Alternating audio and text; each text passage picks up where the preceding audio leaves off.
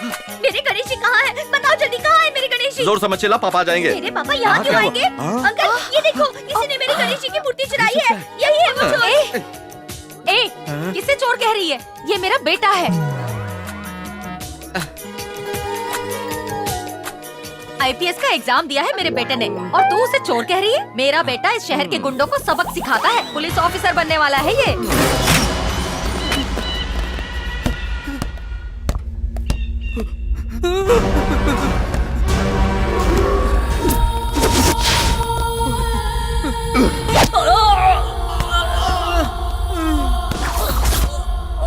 भाई आपका शूलेस निकल गया है। भाई मुझे मत मारना भाई। प्रॉब्लम होने के बाद आने वाला नहीं, प्रॉब्लम को पहले से ही जान कर आने वाला ये बलराम जाधव है। ये आजकल धंधा करने वाले, दादागिरी करने वाले कैसे मर रहे हैं? तुम्हारे जैसे लोग जो साथ में रहकर पीठ पीछे छुरी भोंकते हैं। देश के लिए पीएम सुप्रीम, प्रदेश के लिए सीएम सुप्रीम और इस विजयवाड़ा के लिए ये बलराम जाधव सुप्रीम है। मुझे मत मार, नहीं भाई, मुझे मत, छोड़ दीजिए मुझे। समझा कि नहीं?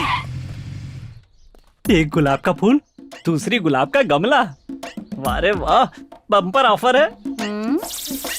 कुछ ज्यादा ही ओवर एक्टिंग कर रहा है। अजी सुनिए, अंदर क्या कर रहे हैं? एक्सरसाइज कर रहा हूँ, एक्सरसाइज। अपनी ताकत बाहर आकर दिखाइए। किसको? ये आया है इस पर। ठीक है, आ रहा हूँ। अरे बाप रे, भागो।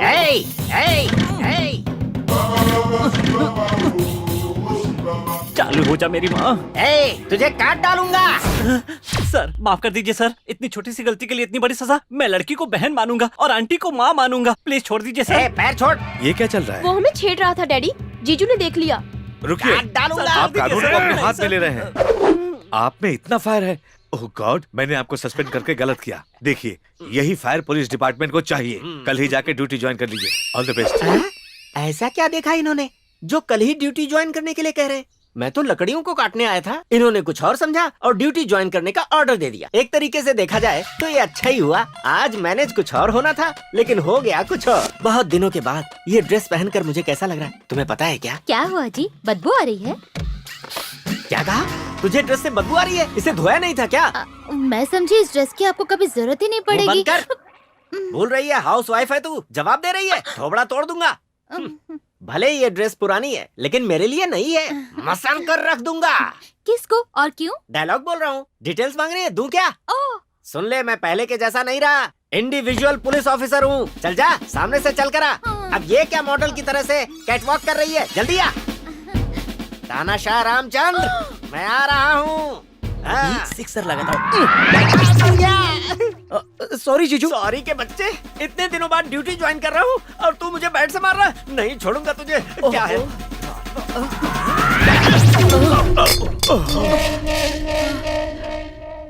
नहीं बदलोगे, इस जन्म में तो नहीं बदलोगे।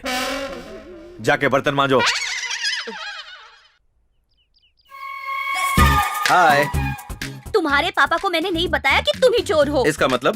तुम्हारी पापा की आंखों में सपने हैं, फैमिली मेंबर्स को होप्स है, इसलिए कुछ नहीं बताया। और तुम हो कि खुद को बड़े स्मार्ट समझते हो। तुम्हें क्या लगा मैं तुम पे मरती हूँ इसलिए सुबह सुबह यहाँ चले आए? हाँ देखो, मूर्ति वाला मैटर खत्म हो गया है। अब तुम्हारा और मेरा कोई रिश्ता नहीं है। मेरा नाम है सूर्या, मैं थोड़ा टेढ़ा हूँ। पहचान लिया हो तो पीछे बैठ जाओ। मैं नहीं बैठूंगी। मेरी माँ। क्या कहा? अरे मेरी माँ है। सासू। उन्होंने देख लिया तो मुझे मार डालेंगी। चुप बैठो, कुछ मत बोलो। तो बाइक पे बैठ जाओ। नहीं नहीं नहीं नहीं, मैं नहीं बैठूंगी। सासू। हाथ जोड़ती हूँ, मेरी जान लोगे क्या? चुप करो। साइलेंटली पीछे बैठ जाओ, निकल जाएंगे। वरना मैं उनसे कहता हूँ सासू माँ इसके मेरे पीछे।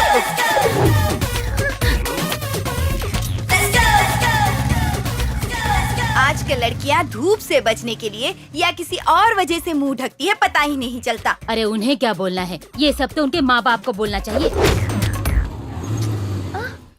अब तुमने यहाँ क्यों रोक दिया? इंटरव्यू के लिए देर हो रही है। इंटरव्यू में सेलेक्ट होना है तो गणेश जी के दर्शन करने पड़ेंगे। हाँ। वहाँ देखो।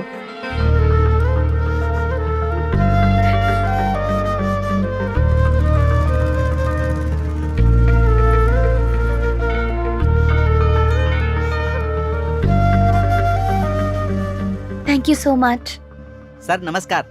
नमस्ते। आपने यहाँ बहुत अच्छा काम किया है। इतने सालों में जो म्यूनिसिपैलिटी वाले और पुलिस वाले नहीं कर पाए, एक छोटे से टिप से आपने यहाँ की पूरी गंदगी साफ करवा दी सर। आपने बहुत अच्छा काम किया sir, thanks. Thanks Ganesh ji को कहिए। नमस्कार गणपति बप्पा, चलता हूँ सर। ओके। भगवान तुम्हारे घर में रहेंगे तो तुम्हारा अच्छा होगा, और अगर यहाँ रहेंगे तो पूरी कॉलोनी का अच्छा होगा, इसीलिए चोरी की मैंने। एक नई मूर्ति भी तो खरीद सकते थे। हाँ, बात तो तुम्हारी 100% सही है, लेकिन तुम्हारे घर की मूर्ति की पूजा पाठ ज्यादा होती थी तो उसमें शक्ति ज्यादा है, इसलिए मुझे चोरी करनी पड़ी।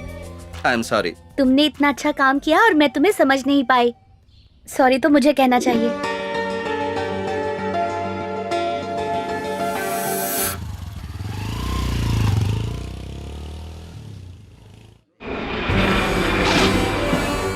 Welcome to Andhra Pradesh. Thank you sir.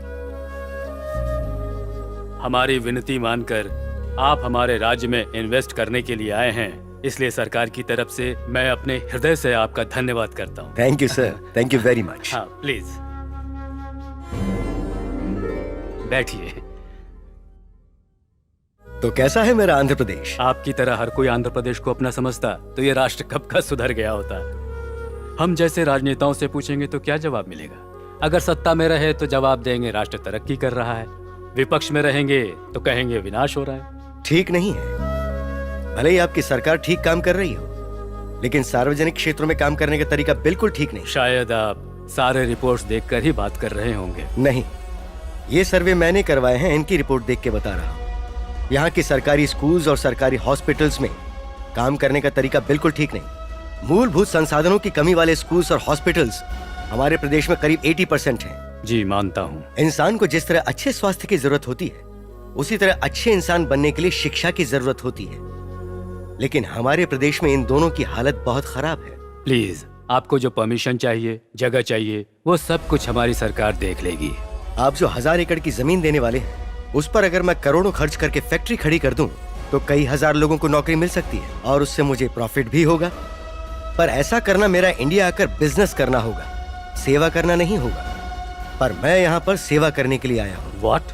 Yes, यहाँ का आम आदमी कर्जा लेकर अपने बच्चों को कॉन्वेंट स्कूल में पढ़ा रहा है, लेकिन सरकारी स्कूल में भेजने को तैयार नहीं है। कर्जे के बोझ से दबकर मर जाएंगे, ये पता होने के बावजूद आम आदमी कर्जा लेकर अपना इलाज प्राइवेट हॉस्पिटल्स में करवाने को तैयार है, लेकिन सरकारी हॉस्पिटल्स में नहीं जाता। और उसकी वजह, यहाँ के सरकारी अधिकारी और राजनेता खुद को पब्लिक सर्वेंट्स बिल्कुल नहीं मानते हैं। ये सबसे बड़ी कमी है।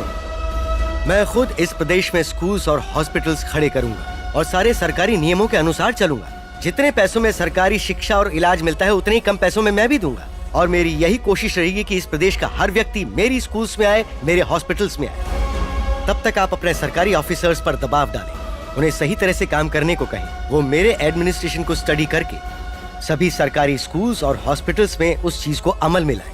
I am really proud of you. हमारे इस प्रदेश में जो सरकारी जमीनें हैं, आप उन पर मुझे हॉस्पिटल्स और स्कूल्स बनाने की इजाजत दें। मुफ्त में नहीं, मैं उन जमीनों के पैसे दूंगा। मैं इसकी शुरुआत अपने जन्मस्थल विजयवाड़ा से करना चाहता हूँ, और मैं आपको वास्तविकता में एक गोल्डन सिटी बनाकर दिखाऊंगा। हमारी सरकार हर तरह से आपकी मदद करने को तैयार है। I wish you all the best. Thank you.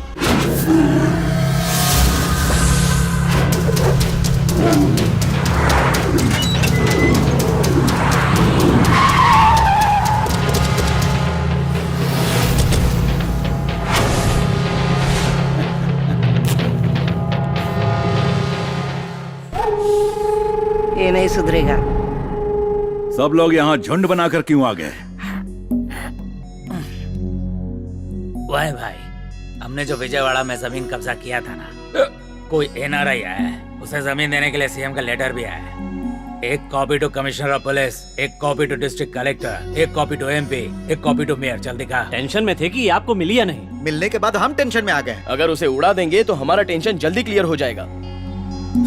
वो एनआरआई है, उसे टच करना यानी डायरेक्ट अमेरिका से पंगा लेना हो जाएगा।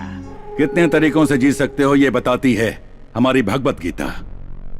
गलती करने वाला कैसे बच के निकल सकता है, ये बताता है हमारा Indian penal code. Indian penal code के रास्ते ढूंढने के लिए ऐसे लॉयर ही चाहिए। सत्या!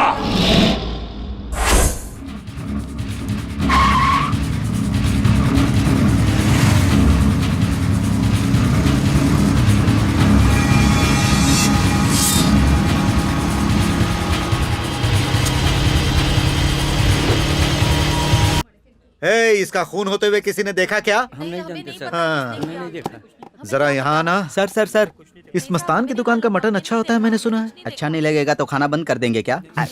तो चुप रहेगा? जा जाकर 2 किलो पार्सल लेकर आ। देखिए, अभी यहाँ मर्डर हुआ था। अगर किसी ने देखा है तो हिम्मत करके आगे आइए प्लीज। मस्तान भाई, अभी अभी यहाँ एक मर्डर हुआ है, वो भी तुम्हारी आंखों के सामने। प्लीज उसकी गवाही दे दो। या अल्लाह, मैंने किसी को नहीं देखा साहब। मस्तान, हमारे सीआई साहब ने 2 किलो मटन पैक करने के लिए कहा है। छी! ऐसे लालचियों की वजह से हम पुलिस वालों पर कोई भरोसा नहीं करता। वैसे ही मेरे लिए भी। अरे भाई, मेरी बीवी मटन करी बहुत मस्त बनाती है, चलो खाना खाकर आते हैं। सर, एक गवाह मिल जाए तो काफी है। मैं गवाही दूंगी। अरे चलो, बहुत भूख लगी है। सर, ये बहुत अच्छा मौका है सर। अरे मैं जो कहता हूँ वो करो। तुम्हें क्या लगता है गवाही दोगी तो वो भारत रत्न दे देंगे तुम्हें? कल को तुम्हारा मर्डर हो गया तब भी ये ऐसी बातें करेंगे। पुलिस वाले के बेटे हो, खुद पुलिस ऑफिसर बनने वाले हो, अप्रिशिएट करने की बजाय रोक रहे हो। अरे वो कोई छोटा मोटा गुंडा नहीं है। देखो क्यों बोल रहा हूँ समझो। पुलिस भगवान नहीं होती, रिश्वत पर जीने वाले लोग हैं वो। उन पर भरोसा करने चली हो तुम? मेरे बोलने पे आपको गुस्सा आ गया। पुलिस के बारे में जनता जो बोलती है अगर वो सुन लिया आपने तो हार्ट अटैक आ जाएगा आपको। भूख लगती है तो माँ याद आती है, जान पर आती है तो पुलिस याद आती है, भगवान की याद नहीं आती। इनकी टोपी पर लगे 3 शेरों को देखकर इन्हें लगता है ये भी शेर हैं, लेकिन टोपी के नीचे लाखों लोमड़ी और गीदड़ भी हैं। पापा, पुलिस हीरो होती है इस गलतफहमी से अब बाहर आ जाइए। जो बात 20 सालों में भी नहीं समझ पाया वो 2 मिनट में क्या समझेगा? बेटी, आई रियली अप्रिशिएट यू। तुम रिपोर्ट लिखा दो, मैं उसे अरेस्ट करूंगा। क्या दिखाएंगे आप? आप जैसे सिंसियर ऑफिसर कुछ नहीं कर सकते, सिर्फ पुतले बन के बैठे हैं, पुतले। डिपार्टमेंट के बारे में जो गलतफहमी है तुम्हारे सामने उसे अरेस्ट करके दूर करूंगा। चलो मेरे साथ, चलो। मेरे एब्सेंट में पावर इसी के हाथ में होती है ना। मुझे 104 डिग्री बुखार है, छुट्टी पर हूँ, भाड़ में जाइए। Auto sir, mutton.